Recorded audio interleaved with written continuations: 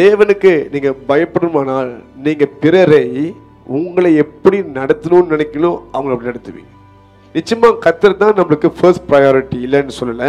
ஆனால் அதனால தேவன் நம்மளுக்கு கொடுத்தவங்களை வந்து மிஸ்ட்ரீட் பண்ணக்கூடாது. இங்கே ஒரு வேதத்தில் எக்ஸ்பர்ட்டான மனுஷன் நியாய சாஸ்திரி இந்த வாலிபன் வந்து கேட்குறான் இயேசு இடத்துல, நான் நித்திய ஜீவனில் சேர்க்கப்படுகிறதுக்கு என்ன பண்ணணும்? முதல்ல சொல்கிற மாதிரி ஒரு தேவனாகிய கர்த்தரை நேசிக்கணும். என்ன சொல்றேன்னா, நீ பிறரை உன்னை நேசிக்கிறதை போல் நேசிக்கணும் அப்படின்றார். நம்ம இன்னைக்கு பிறரை நம்மளை நேசிக்கிறதை போல் நேசிக்கிறோமா?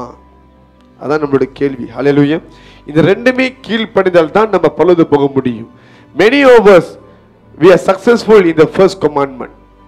அந்த முதல் commandment, அதாவது தேவனாகிய கர்த்தரை முழு இருதயத்தோடு நேசிக்கிறோம், அதை நம்ம கரெக்டாக செய்கிறோம், இல்லைன்னு சொல்ல. ஆனால் அந்த ரெண்டாவது ஸ்டெப் பார்த்தீங்களா, பிறரை உன்னை நேசிக்கிறது போல் நேசிக்கணும்ட்டு, அங்கே தான் நம்ம ஃபெயில் பண்ணுறோம். நீங்க இந்த ரெண்டுமே ஈக்குவலா கீழ்ப்படியணும். ப்ரையாரிட்டி வச்சா ஃபர்ஸ்ட் இம்பார்ட்டன்ட். ஆனா அந்த ரெண்டுல ஒன்று தான் நீங்க செய்றீங்க, இன்னொன்று நீங்க செய்யலைன்னா ஃபெயில். ஏன்னா பைபிள்ல போட்டிருக்குது, காண முடிகிற மனுஷனை நேசிக்கல, ஆனா காண முடியாத தேவன் எப்படி நேசிக்க முடியும்? முடியாது. பிகாஸ் நீ ஆண்டவரை பார்க்கல, நீ நேசிக்கிறேன்னு சொல்ற, அதோட எவிடன்ஸ் என்ன? உன்னால பார்க்க போற மனுஷனுக்கு நீ இறக்கம் காமிக்கல, அன்பு காமிக்கலன்னா இட்ஸ் a total waste. என்ன கேட்டா, உங்களை எப்படி நடத்தணும், உங்களை எப்படி ட்ரீட் பண்ணணும், உங்களை எப்படி நேசிக்கணுமோ அதே போல நீங்க அவர்களுக்கு செய்ய வேண்டுமா? We live in a selfish world. சுயநலமான ஒரு உலகத்தை நம்ம வாழ்ந்துட்டு இருக்கோம். நம்மளை குறித்து தான் யோசிப்போம், நமக்கு என்ன வேணுமோ அதான் யோசிப்போம். ஆனால் பிறருக்கு என்ன வேணும், பிறருக்கும் ஹார்ட் இருக்குது, ஃபீலிங் இருக்குது, நம்ம யோசிக்கவே மாட்டோம். We only care about ourselves. அதனால தான் we are living a wild life. நம்ம வந்து ஒரு ஒரு ஒரு ஒரு ஒரு பாவமான வாழ்க்கையை ஏன் வாழ்கிறோன்னா இதுதான் முக்கிய காரணம். We only concern about ourselves. நமக்கு என்ன பிடிக்கும், நமக்கு என்ன விருப்பம், மற்றவங்களுக்குன்னு வரும்பொழுது அது ராங், நமக்குன்னு வந்தால் அது ரைட். இதுதான் தவறு. ஹல்லேலூயா. நீங்கள் பிறரை நீங்கள் வந்து நேசிக்கிறீங்கன்னா நீங்கள் அவங்களுக்கு எரிச்சல் மூட்ட மாட்டீங்க. ஏன்னா உங்களை ஒரு ஆள் எரிச்சல் மூட்டினா உங்களுக்கு பிடிக்காது, உங்களை ஒரு ஆள் இரிட்டேட் பண்ணால் உங்களுக்கு பிடிக்காது. அப்படி நீங்கள் என்ன பண்ண மாட்டீங்க, அவங்கள இரிட்டேட் பண்ண மாட்டீங்க. ஆனால் பாருங்கள், உங்களுக்கு சில பேர்த்துக்கு உங்களை தொட்டா பிடிக்காது, ஆனால் நீங்கள் மொத்தம் ஓடிட்டு இருப்பீங்க. நல்ல இரிட்டேட் ப்ரொவோக் பண்ணுவீங்க. ஏன்? நேச்சர். இதெல்லாம் என்று பார்க்கிறார். ஒருவன் எரிச்சலாகி உங்கள் நிமித்தம் அவன் பாவத்தில் விழுகிறானா நீங்களும் அது கணக்கு கொடுத்தாகணும். பிகாஸ் ஒருத்தன் கோபத்தில் செயல்படுகிறதுக்கு நீங்கள் ஒரு காரணமாக வரீங்க. மற்றவங்க உங்களை காயப்படுத்தக்கூடாதுன்னு நினைக்கிறீங்க, ஆனால் நீங்கள் மற்றவங்கள காயப்படுத்துகிறீங்க. அது எப்படி உங்களுக்கு ஒரு நியாயம், மற்றவங்களுக்கு ஒரு நியாயம்? நிச்சயமா முடியாது இல்லையா? This is what many Christians are doing today. This is what you understand. நீங்கள் பிறரை நேசிக்கிறது உண்மையானால் நீங்களை ஒருத்தவங்களை ஒரு மாதிரி நீங்கள் பார்க்க மாட்டீங்க, எல்லாத்தையும் ஒரே மாதிரி பார்ப்பீங்க. சில பேர் அவங்க யாருன்னு பார்த்தா உதவி செய்வாங்க, இவங்கனால எனக்கு பலன் இருக்கும், இவங்கனால எனக்கு ஏதாவது பிரயோஜனம் இருக்குன்னு சொல்லி அதை பார்த்து தான் உதவி செய்வாங்க. இது ஃபேவரிசம், இது தேவனுடைய அன்பு கிடையாது, இதுவும் ஒரு பாவம். சிலர் அவங்களால ஏதாவது ஒரு லாபம் கிடைக்குமா, இவங்கனால நமக்கு ஒரு காரியம் ஆகுமா, அதை பார்த்து தான் ஃபேவர் பண்ணுவாங்க. இதுவும் தவறான ஒரு காரியம். ஹல்லேலூயா. இன்னைக்கு நீங்கள் ஒரு ஆளுக்கு உதவி செய்கிற இடத்துல இருக்கிறீங்க, ஆனால் அவங்களால உங்களுக்கு திருப்பி கொடுக்கவே முடியல, எந்த வகையிலையும் ஹெல்ப் பண்ண முடியாது. அப்படியேப்பட்ட ஆட்களுக்கு ஹெல்ப் பண்ண பொழுது கர்த்தர் அதுக்கு பலனை கொடுப்பார், தேவன் அதுக்கு கொடுப்பார். ஒரு டைம் வரும், நீங்கள் அதே மாதிரி நிலைமையை கடந்து போகும் பொழுது நீங்கள் யாருக்கு உதவி செஞ்சீங்களோ அவங்க வராமல் இருப்பாங்க, ஆனால் வேற ஒரு ஆள் ஆண்டு அனுப்புவார். இங்கே என்ன நடக்குதுன்னா, நீங்கள் செய்கிற ஆளுக்கு நீங்கள் எதிர்பார்க்குறீங்க, அதை பண்ணாதீங்க. நீங்கள் செய்யும் பொழுது கர்த்தரை நோக்கி பாருங்கள், உங்கள் டைமில் உங்களுக்கு தேவையான உதவி வேறு எங்கேயாவது வரும். ஏன்னா கடனை தீர்க்கிறது யாரு? கர்த்தர் மாத்திரம்தான். நீங்கள் திருப்பி அதே ஆள்கிட்ட நிற்கணும்னு அவசியம் கிடையாது. ஹல்லேலூயா. நீங்கள் பிறருக்கு இரக்கத்தை காமிக்கும் பொழுது கர்த்தர் உங்களுக்கு இரக்கத்தை காமிப்பார். ஆகையால் நீங்கள் தேவனுக்கு பயந்தீங்கன்னா நீங்கள் உங்களை எப்படி நடத்தணும்னு ஆசைப்படணும், அதே மாதிரி நீங்கள் மற்றவங்களை நடத்துவீங்க. You know God is watching you. You know God is aware of how you are treating people. இதை பார்த்து நீங்கள் வாழுவீங்க. நல்லவங்களோ கெட்டவங்களோ அவங்கள நீங்கள் சரியான வகையில் நடத்தணும். ஏன்னா கர்த்தர் இதை பார்க்கிறார். நம்ம மன்னிக்க கற்றுக்கொள்ள வேண்டும். We have to learn to forgive and be merciful. Because இன்னைக்கு அவங்க நேரம், நாளைக்கு நமக்கு ஒரு டைம் வரும். அந்த நேரத்தில் கர்த்தர் நீங்கள் மற்றவங்களை எப்படி அழுந்து வச்சு அதே போல் தான் உங்களையும் அழுப்பார். அப்போ இந்த அழுக்கிறவங்க ரொம்ப கவனமாக இருக்கணும். அப்படின்னா குறை பேசுகிறவங்க, நியாயம் பேசுகிறவங்க, ஓ இது தப்பு அது சரியில்லைன்ட்டு நாளைக்கு கற்றுவனே அதே லெவல் அளந்து பார்ப்பார். What goes around comes around. எது இப்படி போதோ அப்படியே பூமி ரங்கமே சுற்றி அப்படியே வந்துடும். This is life. I'm telling, இதுதான் வாழ்க்கை. இது வாழ்க்கை. You can escape that. நீ கேட்டால் the best is to keep your mouth shut. ஆய் அப்படியே அமைதியாக நம்ம கர்த்தரை மாத்திரம் நோக்கி பார்க்கணும். அது போதும், வேறு எதையும் பேச வேண்டாம். தேவ பயனா இதுதான். யாரை பற்றியும் பேசாதீங்க. You do not know what God is doing in people's life. மற்றவங்க வாழ்க்கையில் ஆண்டு என்ன செய்யறன்னு உங்களுக்கு தெரியல. என்னமோ பண்ணுறாரு, என்னமோ கோத்ரூ பண்ணுறாங்க, ஏதோ ஒரு மன உடைச்சல், ஏதோ ஒரு வேதனையை கலந்து போயிட்டு இருப்பாங்க. That is how God deal with them. கர்த்தர் அப்படி தான் உங்களோட டீல் பண்ணுறாரு. பட் நம்ம என்ன பண்ணோம், எரிகிற நெருப்பில் போய் எண்ணெயை ஊற்றுறது. நீங்கள் போய் அந்த வேலையை பார்க்காதீங்க, விட்டுருங்க. Let God do his work. Most of the time God's work are being opposed by man.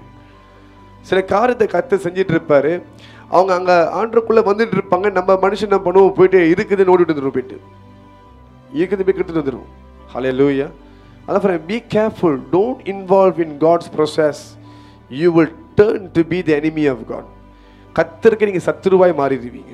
Be careful on this part. ரொம்ப கவனமா இருங்க. அதான் தேவ பயம் உள்ளவன் ரொம்ப யோசிப்பான். இந்த தேவ பயம் இல்லாதவன் அவன் வாயை கொடுத்து கடைசியில் அவன் வாழ்க்கை எல்லாமே பிரச்சனையாயிரும்.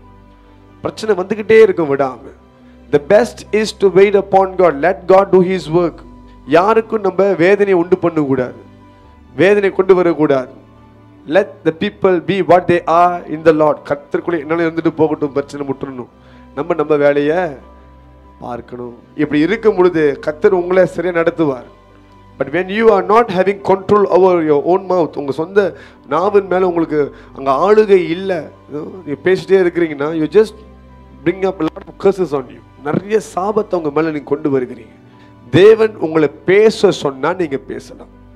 ஏதாவது ஒரு காரியத்தில் இதனால கர்த்தர் பேசுன்னு சொல்லி அனுப்புனா, as a man of God you have to do that. நீங்கள் செய்யலாம். But if you are nobody for it, நீங்கள் ஒன்றுமே இல்லை, உங்களுக்கு அந்த நல்ல ஒரு பேக்ரவுண்டில் இந்த காரியத்தை இல்லைன்னா, don't open your mouth about it. Leave it to God. அதை கர்த்தருக்குன்னு கொடுத்துருங்க.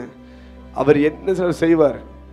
See, you must understand, தேவனுடைய வார்த்தை அது பரிசுத்தமானது, ரொம்ப பரிசுத்தமானது. ஹல்லேலூயா. அது எல்லாமே பேசக்கூடிய ஆள் கிடையாது. Nobody can take up the judgments of God and speak as the judge that are ordained by God. யாருமே தேவன் நியாயத்தீர்ப்பு கையில் எடுத்துக்கிட்டு தேவனுடைய நியாயத்தீர்ப்பை போல பேச முடியாது, கர்த்தர் அழைக்காமல். The best is to remain silent. நிறைய பேர் அமைதியாக இருந்தாலே நிறைய பிரச்சனையை சால்வ் பண்ணலாம். But because they fail to be silent, things went to worse.